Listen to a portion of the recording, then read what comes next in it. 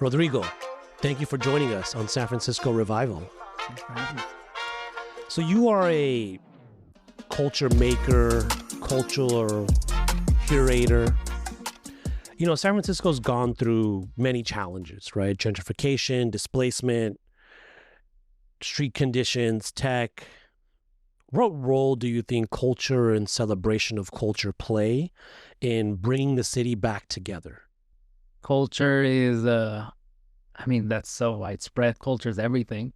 But specifically here in the arts, it allows for a space to be completely free and completely yourself. So within the context of the mission, it means that a person can playfully protest and or can put their language, their bodies, their music to the forefront without feeling the repercussions that in other spheres you would. And arts and culture allows for that, that freedom. And that's why it's so important. And I feel that that's why the mission embraces the artists and these cultural institutions, because we know that through them, we can raise our voice and have fun at the same time. Definitely. I mean, do you even think of it as something that the community, the neighborhood, et cetera, even has to embrace? I feel like it's almost like woven into the DNA, right? Where it's going to come out either as celebration or as a mix of celebration and resistance. Yeah, it is woven in. But we have, and we're grateful that we have artists that are navigating ships, you know, with their artwork and being intentional about the messaging. And then the people in the mission, San Francisco, the Bay Area, ride those ships, right? Knowing that there are people who are taking the message and amplifying it in the most beautiful way possible. And that's what we always aim at doing. Not only my organization, but a lot of the organizations here. You know, as you know, we talked about how San Francisco has gone through a lot. One of the major things is gentrification. And in that process of gentrification, you know, culture sometimes gets packaged, commodified. You know, how do you keep something like Carnaval, like King of the Streets, from going through that same process? And if you can maybe explain a little bit of what Carnaval is, what it might mean. Carnaval and like King of the Streets, we're like, it's a web. They're separate webs of stakeholders, elders, youngsters that keep us accountable. And it's that relationship that happens. Like we play a role, me, any other program director, manager, artist, we play a role in receiving feedback, then showcasing the artwork and hearing from the public. Hey, this really represents me. Oh no, this is straying away from the essence of what this culture really is, and it's becoming more commercialized, for example. And it's a constant back and forth conversation that we're having. We're never perfect, and the public will have a lot of opinions, but it's in that dialogue that we shape culture and make it into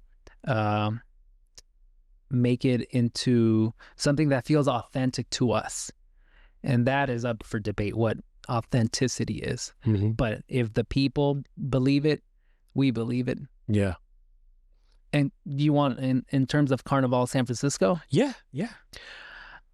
I mean, Carnaval San Francisco, and this is debatable, there was a a parade in 1978 that went to Dolores Park. But most folks remember 1979 because it happened at Presida Park, closer to the heart of the mission. And so a lot of folks regard that as the beginning. We still acknowledge 1978. But it began because of this. It was a true melting pot, or more of a true melting pot back in the day. And not just in terms of like ethnic backgrounds, but walks of life, different socioeconomic backgrounds, folks from all these different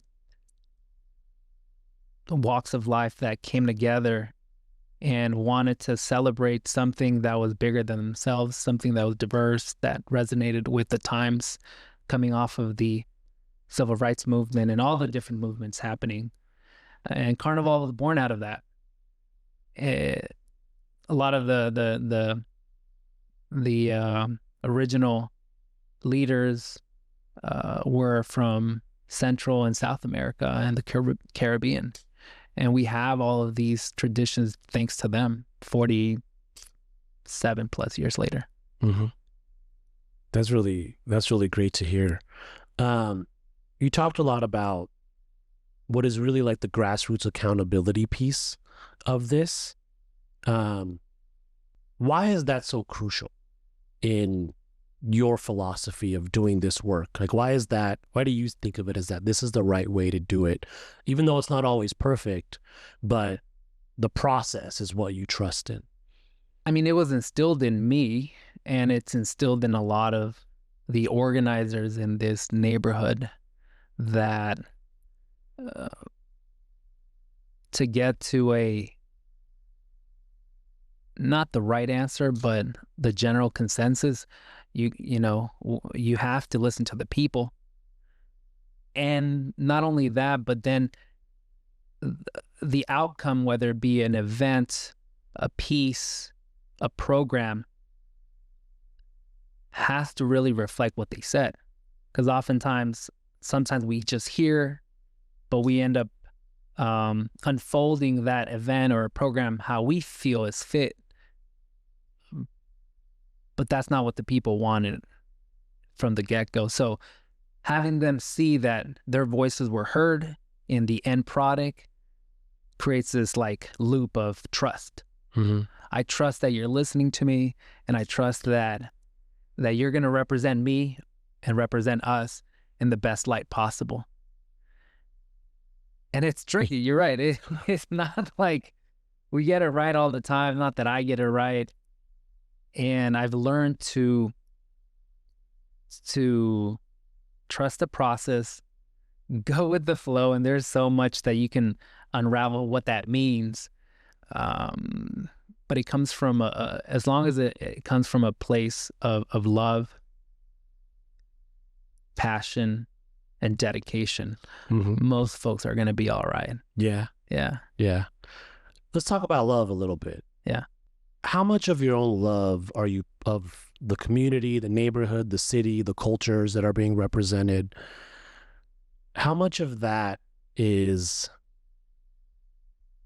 like something that drives your own personal passion around this? Love makes the world go round. I mean, love comes in so many different shapes and forms. I mean, I'm showing my love, with my time. And time is finite. And, I'm choosing to put in the time to produce a carnival, to engage with artists, residents, businesses. So in that sense, I'm putting my love into action instead of just merely speaking about it and preaching about it. How does it manifest in your work, in my work?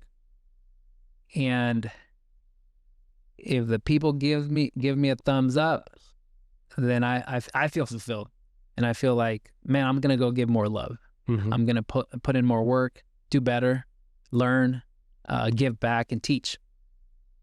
And those are the different ways that I show my love to my neighborhood, to my artists. I come from a family of artists too, so I'm loving my family in an indirect way as well. Mm-hmm. Yeah, that's great.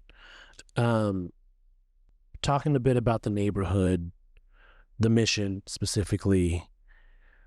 What does the mission mean to you? Someone who grew up here, I know spent a lot of time in other parts of the city and also overseas a bit. But like, what is the concrete of this neighborhood mean? That's a tough one. What does it mean to me? The Mission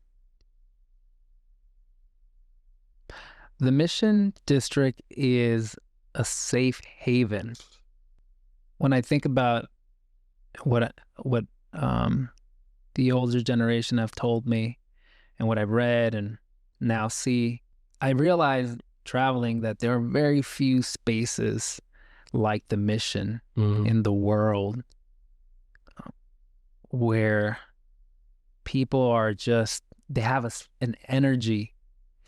I don't know where it started from, and people will pinpoint many different times and eras, but there is this vibrancy in this neighborhood that permeates in all different ways, whether it be the businesses that are here, you know, like the Casa Sanchez of the world, Las Palmas, to the artists, Las Mujeres Muralistas,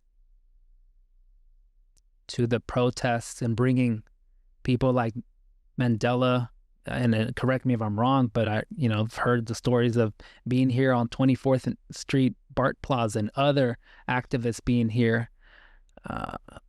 That speaks volumes, I feel.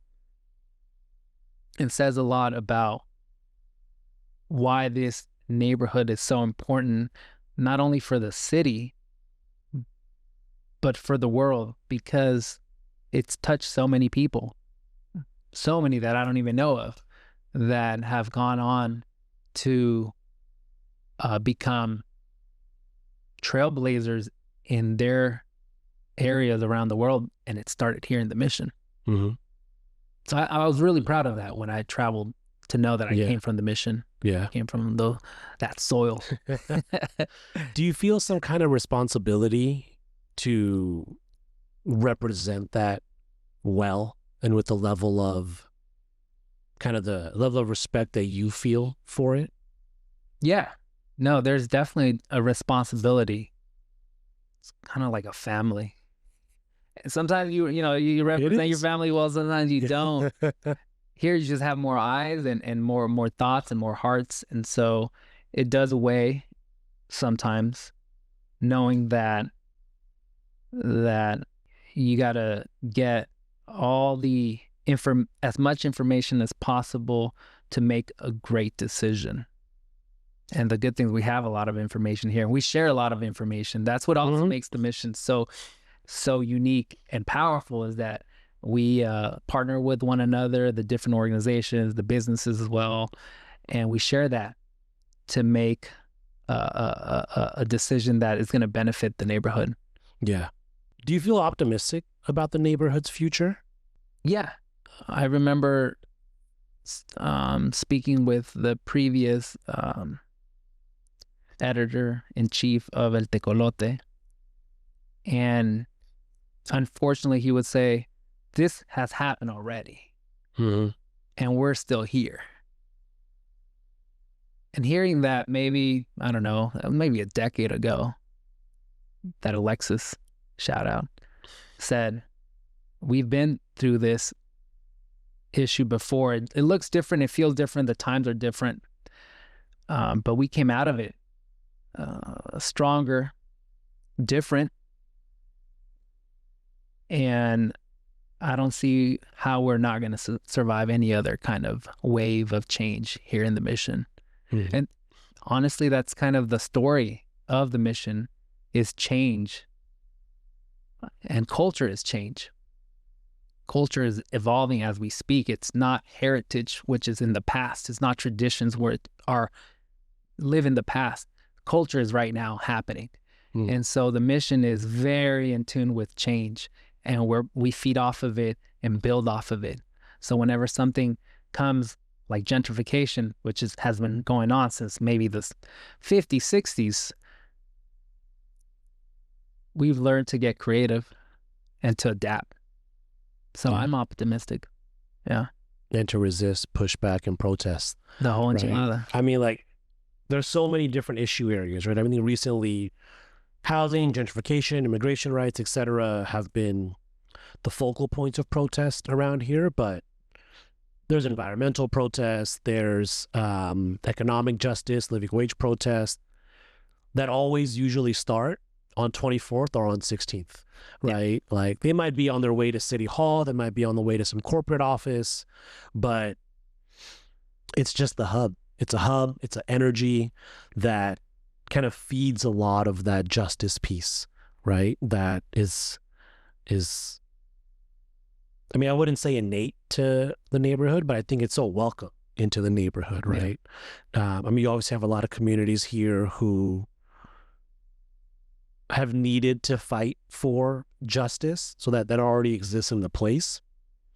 But then the fact that it's like, it's not just for justice that's limited to our experiences, mm-hmm. right? Like, it's justice all around. Mm-hmm. But like, one thing I found is that here, you know, it exists here more than I've just seen anywhere else, right? And like, you know, like, I'm a TL kid, right? It's a little different out there, right? We have our own little melting pot and apartment buildings with people speaking like legit 15 different languages from not just cultures, but subcultures and all that, right? And you obviously see that here too, but I feel like there's something a little more underlying, whereas that, you know, like, my justice sees your justice, and let's go get it together, right? And let's start the protest here. Yeah. Right? That's so huge.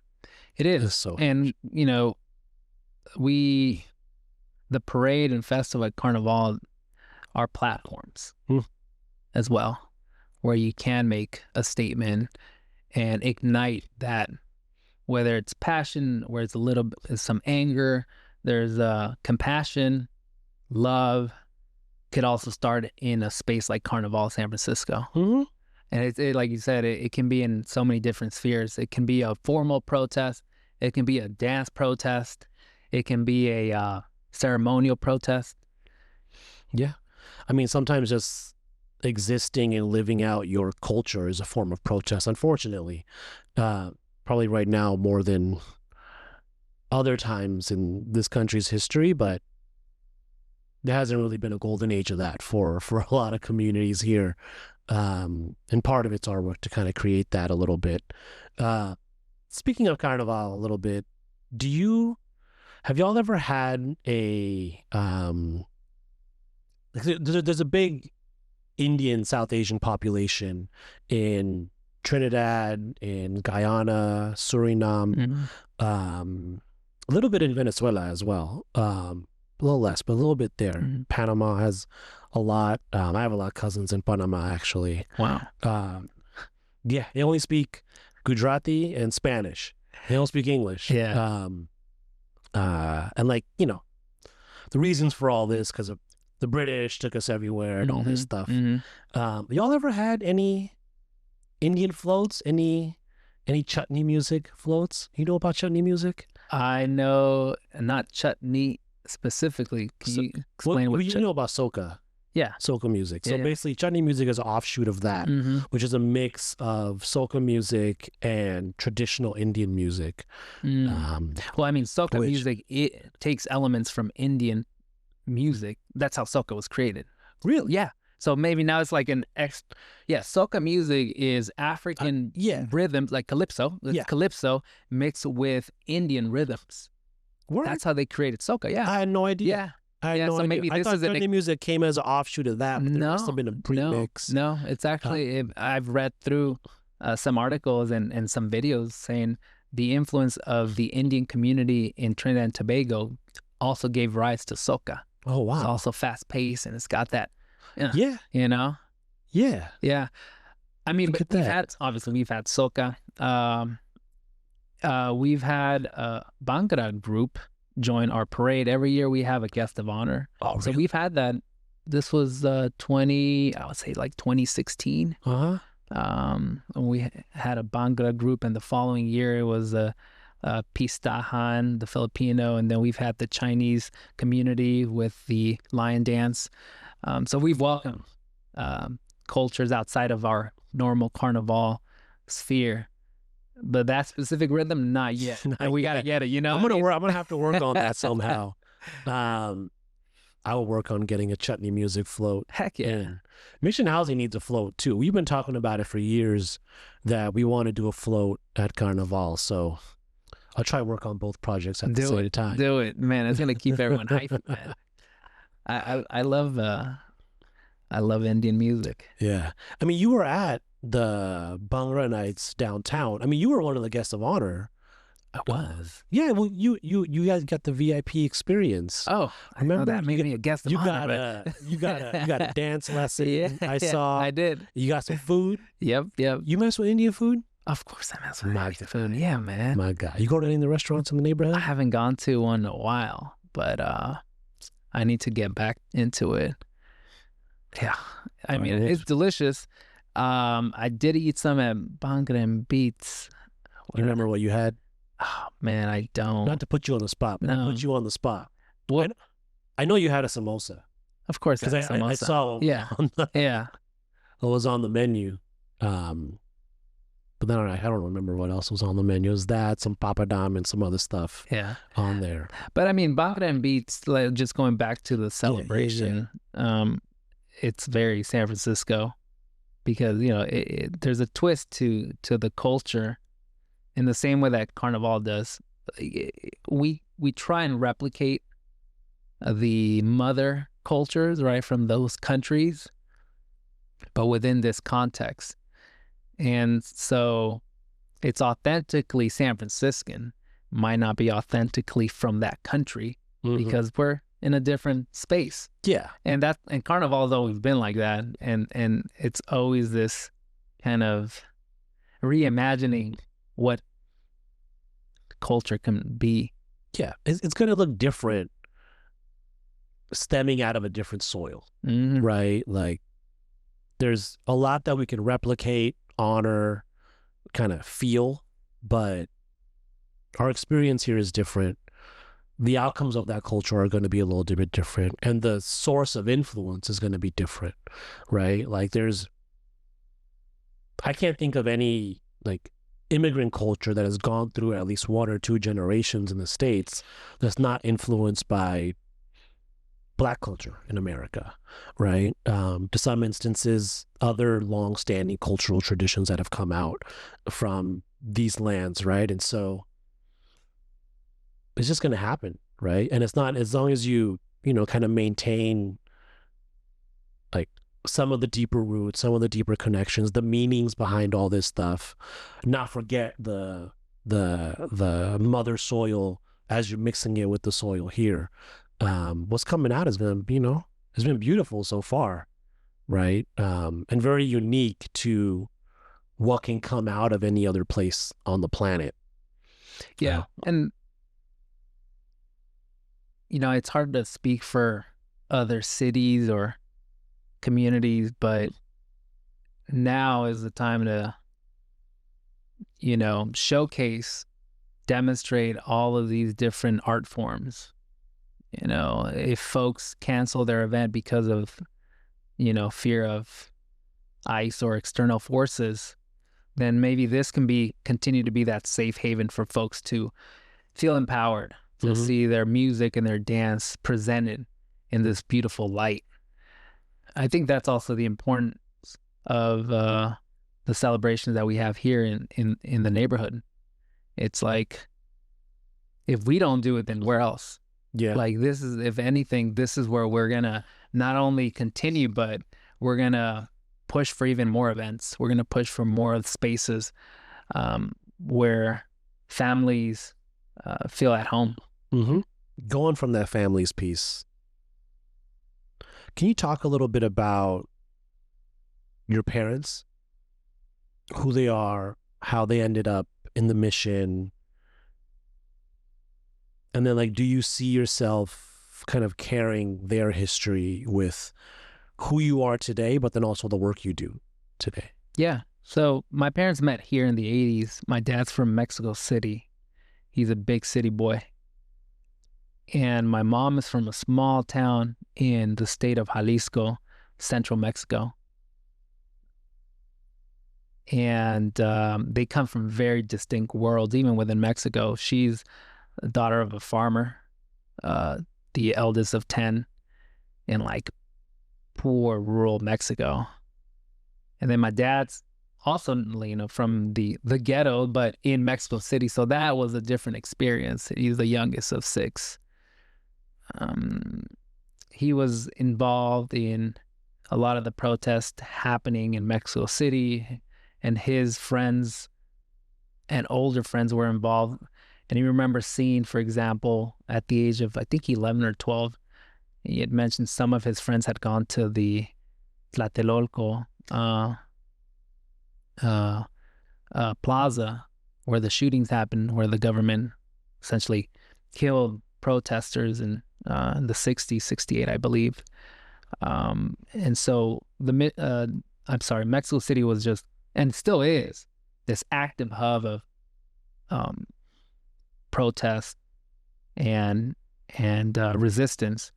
But he left. He wanted a better life. He just didn't feel like the country and the city spoke to him. Mm-hmm. And so he left, came over to LA, homeless. He didn't know anyone. I don't know. He's a wild guy for that one. And ended up finding friends who said that in San Francisco there was jobs available. So he came to San Francisco, and that's his story. My mom, her dad and other family members had migrated to San Francisco directly, and she moved here when she was 15 to help raise the other 9 folks that were in Mexico. And so her whole life was work. And then they met here. My dad had a lowrider at the time, and wooed her with his lowrider. It had a Virgen de Guadalupe and everything. It sparkled during the day. It sparkled during the night. But funny enough, he stopped lowriding after 3 years because of all the tickets he was getting, all the fines from the police. Yeah. He's from Mexico, speaks limited English. He was getting harassed by police, and it was overwhelming. So after 3 years, like, I can't do this. Like, this is expensive. I love the culture, but the system is not allowing me to enjoy this art form. Fast forward, they got married, and eventually they became involved in Aztec dance, a traditional indigenous form of prayer through dance. And that was before I was born. So there's photos of me on a float with my mom on Mission Street during Carnaval, with her regalia, and my dad dancing on the streets of the Mission. And so I was really born into this celebration by way of Aztec dancing. And from there, I branched out, to capoeira, to salsa, to other forms of folkloric dances. And yeah, it just kind of cloaked me in this circle of arts and music. Mm-hmm. Nice. So you're from San Francisco, grew up here. You've kind of seen the city from a lot of different angles, right? Like being a kid, being an adult, going to school, different parts of the city. You're now a nonprofit executive with the, I guess, privilege and responsibility of culture curating, culture making. Kind of understanding the city the way you do, what's a common thread that folks like us who are from here, who know the city, who don't feel out of place, from whether you're out in Presidio, McLaren Park, Sunset, wherever, what's the common thread you feel about San Francisco? Super burritos. No, I joke, but it's true. I mean, food is, let's say, and this it's a very shallow answer just to start off with. Yeah. But there are iconic spaces where no matter where you were from San Francisco, you just went, to You got a spot in every neighborhood too. you do have a spot, but because the city's so small, we would all go to different areas to try the foods, the restaurant that's schmacking. You got to try it here, you got to go there. So there's a lot of common threads just in the fact that the proximity is so close, and it's a big foodie city, and we relate to a lot of memories based on food. Oh, you went to Dolores Park? What were you eating there? Doesn't matter if you were from the Presidio or you were from the Bayview. You go to Bernal, or you go to Golden Gate Park. What were you eating? What did you have? What was the cookout like? So I mean, food is one thing that kind of binds us together. Muni, That's true. Muni. I was having a conversation with Tongo. He was a poet laureate, and how he relates to San Francisco is through Muni. He grew up in the Mission, but also in the Fillmore. And he was it the 22, I think. Yeah, 22 he Fillmore. referenced. He's like, that was my connection to those two neighborhoods. Was the 22, because I would go visit family and friends in Fillmore, but also come home in the Mission, and I would see how the city would transform through the lens of this public transportation system. And so I can go on with all the different elements that connect us in San Francisco. Obviously, our sports.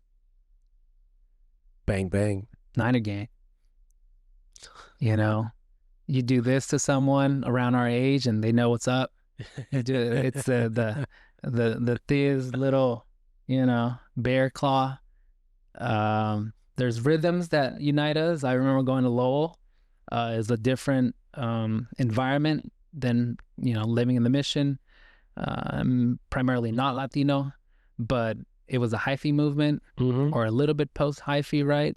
And we related to the music that was coming out and the dance. Even though some of us didn't know how to dance, at least we had this. You can make a Thiz face. You can have anyone can make a Thiz face. Then when I went to San Diego, they're like, "Oh, you're from San Francisco. Do you know how to hyphy?" I'm like, I just live it, bro. Like, I don't do it. I live it. And we all live it. In San Francisco, the Bay Area. Now I'm expanding, because when I think of Carnaval, I'm not just only thinking about the Mission in San Francisco. I'm always also thinking about the Bay Area, because the influence is all around us, and more now since the largest wave of gentrification in the 2000s, where now we have what I say is a Mission District diaspora. Yeah.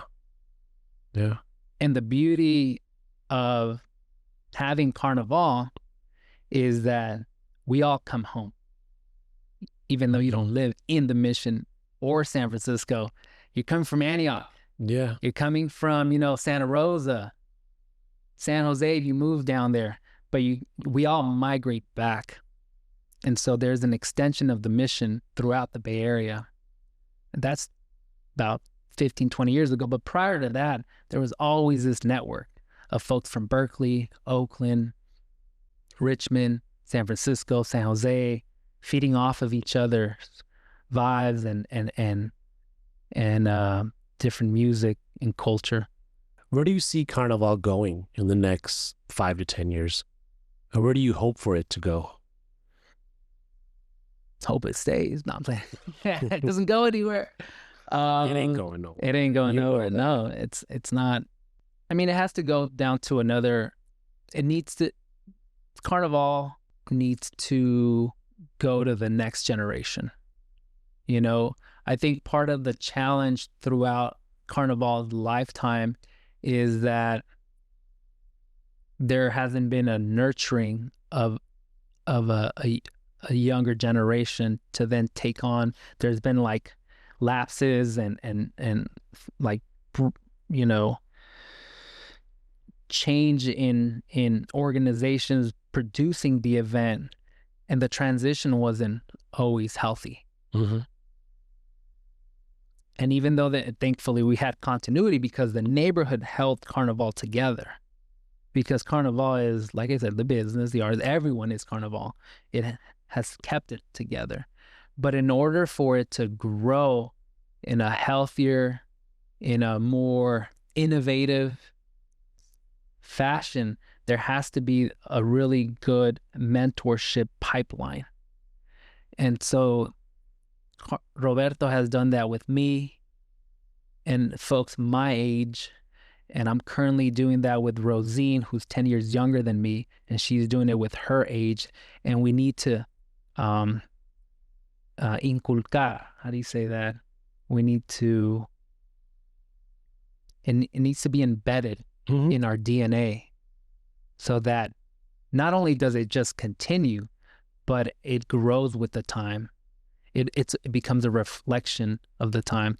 Carnival now, you know, we have Colores de Amor stage, an LGBTQ stage at Carnival. And, you know, with my relationships and we were able to bring that to the forefront. We had it one year, the tech pavilion. So it was a kind of an understanding of the relevance of tech here. Let's embrace it to an extent. There's a skate pavilion. I realized that the skate community is so diverse, and there's folks that look like me that have to choose between skating and Carnival. Well, why don't we just bring the skate pavilion to Carnival, and you can be your whole self? And I want other generations to be cognizant of that and help Carnival evolve and stay relevant. Yeah. So yeah, there's a lot of promise there. That's great. And it's great that you're kind of continuing some of that tradition and, as you mentioned, embedding it into the code of what the work is. Yeah. And that can only happen if there's a good transitions and good kind of leadership that gets nurtured, you know, in a very intentional way from the very beginning. Yeah. So before I go into this last question, I want to remind all of our listeners to like, subscribe, and share this podcast and any of our other episodes of San Francisco Revival. We are on all platforms and would love for people to share it on all platforms. So I want to end with this. If there was one artist, one group that you can get to headline Carnival, or even do this is separate, you know, you pick someone you want to bring out here, dead or alive, who would you bring? Let me start with the live right now, because there's so many folks that passed away. I mean, like Hector Lavoe would have been an incredible artist at Carnaval. I mean the Benny Morez, of course, but currently, me, like my generation and kind of the circles I've been around, I would love to see Calle 13. He's a great balance between artistry and revolution.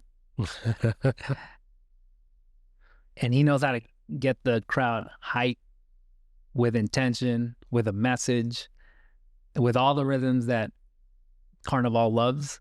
So I would love to see him at Carnival sooner than later. God, that's a tough one, because there's so many. I mean, I missed Celia Cruz when she was in Carnival in the 80s. I would have loved to have seen Celia Cruz perform live. I mean, the list goes on. There's so many artists, reggaetoneros, obviously Bad Bunny. Hey, you know what? I'm gonna ask the mayor, hey, bro, come on, make it happen. Yeah, there's just a long list that I would have to give you after this podcast. You know, we'll put it in the credits. There we go. That's gonna be like 5 minutes of credits. Lineup. There you go. So what's some exciting stuff coming up for like the work you're doing, culture work, Carnaval, anything? Yeah, so we're always planning ahead a few years.